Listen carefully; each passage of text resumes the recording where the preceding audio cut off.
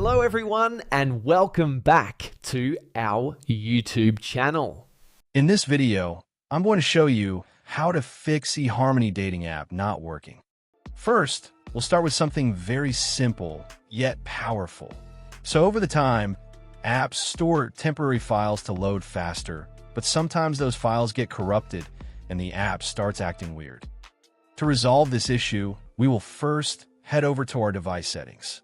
From here, scroll down and tap on General. Once you're in the General Settings tab, look for iPhone Storage option and tap on it. Over here, you can either search for the app or you can scroll down and look for it. Then tap on the app. On the next screen, you need to tap on the Offload app option. A confirmation pop-up will come up. Now tap on the Offload app option here. It'll take a bit for processing, and then a reinstall button will show up. Simply tap on it to reinstall the app. This should resolve the issue, but if it doesn't, then you need to check if the app is running an older version. Head over to App Store. From here, double tap on this search icon in the bottom right corner, and then search for the app. Once the app comes up in the search result, and if you see this update button right next to the app, simply tap on it to make sure you're running the latest version of the app. However, if you continue to encounter this issue, then you will need to completely reinstall the app, which usually resolves the problem.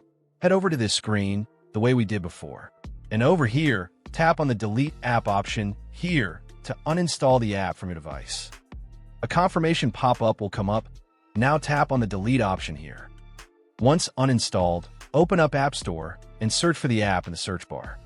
After the app comes up in the search result, simply click on this cloud icon to install it back onto your device. Hopefully, this resolves the issue. If it does, consider sending a super thanks to support our channel. And also don't forget to hit the subscribe button. We'll see you in the next video.